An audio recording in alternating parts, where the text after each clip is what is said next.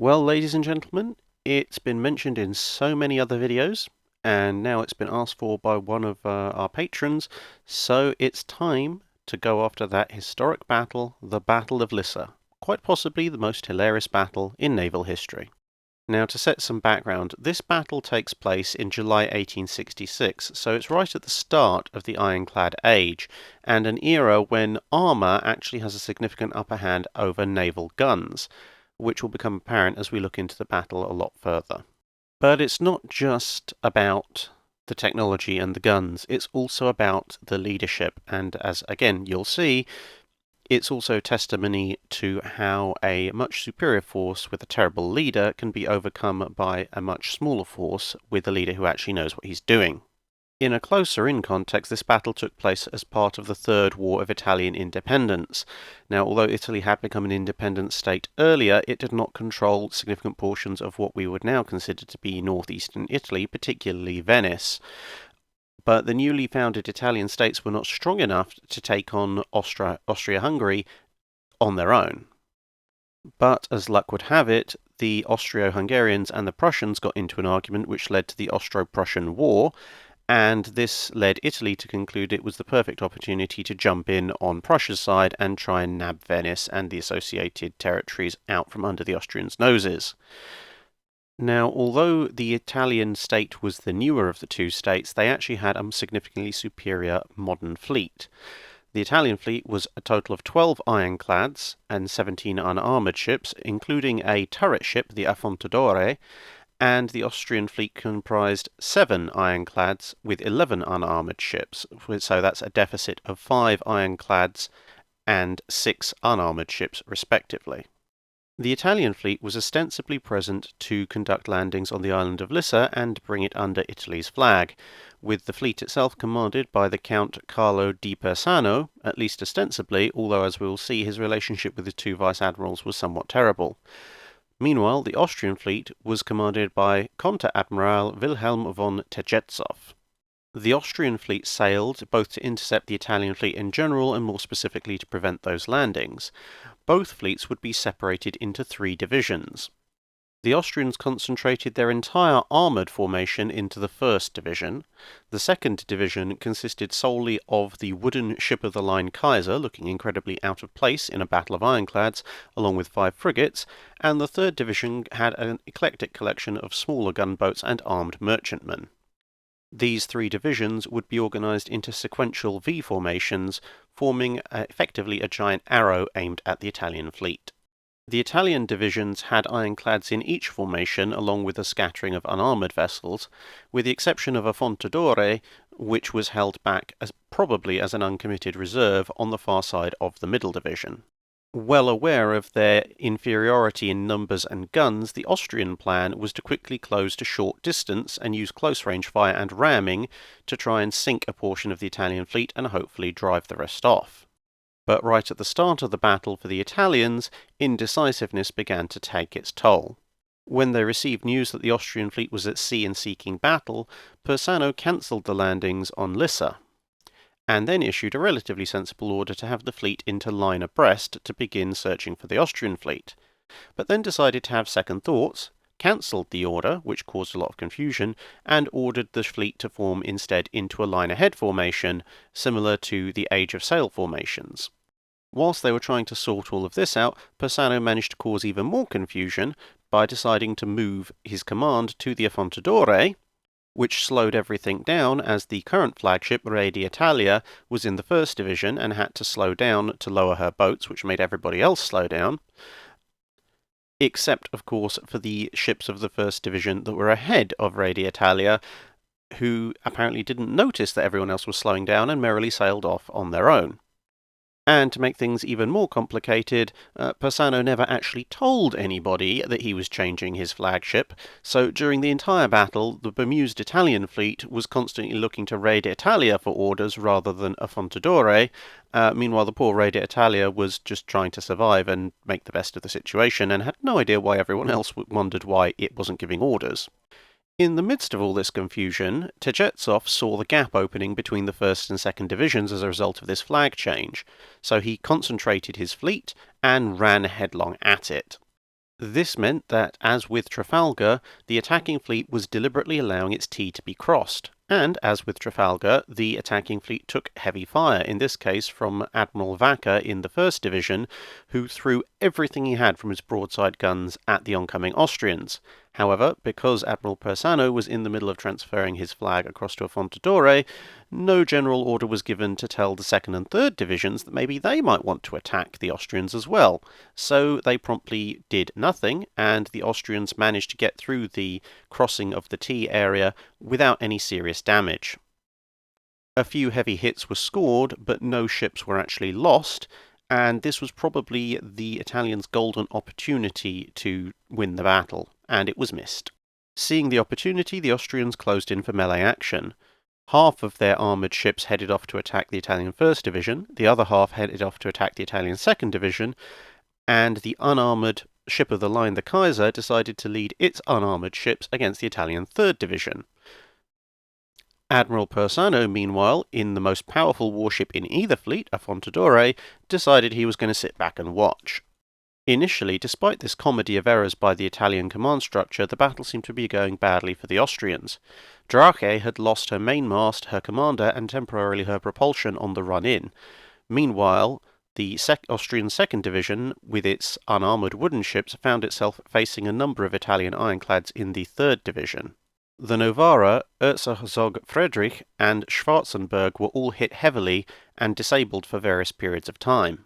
However, the Italian forces had been broken up by the attack and were actually in some places locally outnumbered by the Austrian ships, again much like with the Battle of Trafalgar.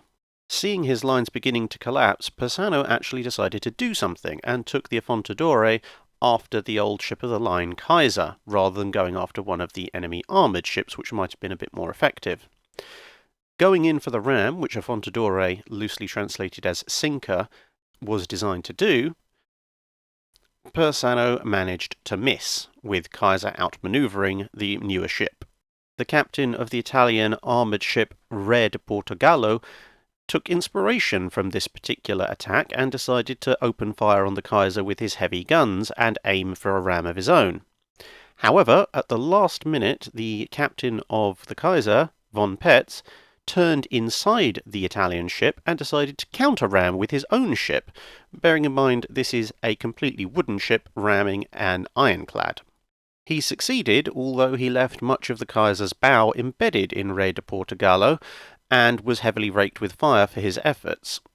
The two ships would then lose sight of each other in the smoke and chaos of the battle as they drifted apart. Meanwhile, near the front of the battle, Tegethoff had looked at his flagship, the Erzherzog Ferdinand Max, and apparently decided that it was more of a Mad Max. No surviving account actually tells us whether he broke out some silver paint, slathered it over his moustache, and yelled, "Bezeuge Mich!" But I kind of like to think he did, because at this point he took his flagship, aiming it at the former Italian flagship Re d'Italia, and rammed it. Having succeeded in this, he pulled back and saw the Italian armoured ship Palestro, and rammed that as well. In both cases, he managed to cause serious damage, especially to the poor old Palestro, which was dismasted and set on fire. The Palestro was forced to pull out of line and shortly thereafter blew up and sank with only 19 survivors. The Austrian flagship, which I shall now dub Mad Max for the rest of this video, was now circling Re d'Italia, pouring in fire on the damaged Italian former flagship, before deciding another ram was a good idea.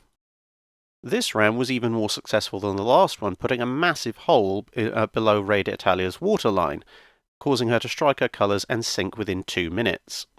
Having now single-handedly sunk 2 Italian ironclads, the poor old Mad Max was not in the best of shape. And out of the smoke loomed the Italian ship Ancona, closing to attempt to ram herself. The Italian gunners prepared a massive broadside at point-blank range to ensure maximum damage, opened fire, and discovered that in all the excitement, whilst they'd remembered to put in plenty of gunpowder, they had completely forgotten to load any shot. So, with a lot of noise and smoke, the sum total effect of the broadside was nothing. The battered wooden Kaiser, meanwhile, had fought its way clear of a number of Italian ironclads, but found itself the perfect target for a ram as Affontadore showed up again. Bizarrely, having missed his first attempt, Earlier in the battle, Persano was now presented with the perfect opportunity, with the lack of bows slowing Kaisers considerably, but ordered his flagship to turn away. After nearly 5 hours of fighting, Admiral Tegethoff had completely broken the Italian line and led his fleet into the harbour of Lissa. Finding the rather bemused Kaiser had already arrived, completely undisturbed by further Italian shipping, despite Persano's late orders to engage the Austrian fleet, which both of his vice-admirals had completely ignored. With supplies of fuel and ammunition low and his crew's morale pretty shattered, Persano led his fleet back to their home port. Bizarrely enough, upon his return home, Persano announced it was a victory, causing much initial celebration in Italy before the actual outcome was known, presumably when somebody bothered to actually count the number of ships that had come back. He was then prosecuted and dismissed on charges of incompetence and cowardice. Tegethoff, meanwhile, returned home, was promoted to vice-admiral, and was considered one of the greatest naval commanders in Austrian history, and not without reason. The Tegethoff class of dreadnoughts would be named after him.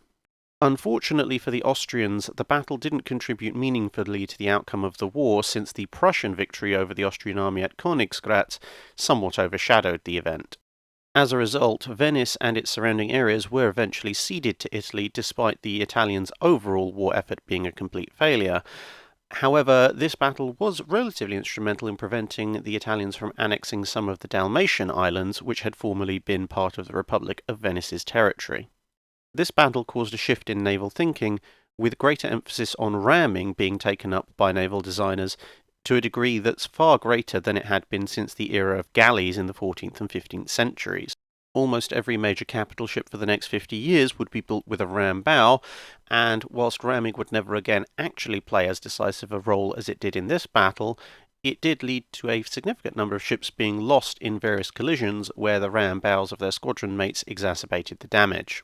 This incident therefore also led to the line of naval development that would eventually give us the fictionalized HMS Thunderchild in War of the Worlds, which is described as a torpedo ram, and therefore we have Admiral Tegethoff indirectly to thank for one of the most awesome scenes in fiction ever. Another interesting footnote to the battle is that the Austrians actually entered the fight with significantly fewer guns than they should have had, since a Prussian embargo had restricted the amount of naval guns that they had access to. It's interesting to consider what might have been had the Austrian fleet, as well as achieving the successes it did, actually been fully armed and able to take more advantage of this fact. Kaiser, believe it or not, despite being a wooden ship in an ironclad fight, reported itself ready for action the next day, although it would never again fight in such an engagement. It would later be rebuilt as a casement ironclad ship, partly as a reward for its efforts. So there you have it, the Battle of Lissa, fought between an outnumbered and outgunned fleet commanded by someone who was clearly more than a little crazy, and a much larger, much more modern fleet commanded by someone who apparently seemed to have no idea what they were doing, resulting in a furious close-range melee and a rather hilarious outcome. So that's it for this video, but that's not my line, is it? That's it for this video. Thanks for watching. If you have a comment or suggestion for a ship to review, let us know in the comments below. Don't forget to tag your question with Q&A if you want to leave a question for the dry dock.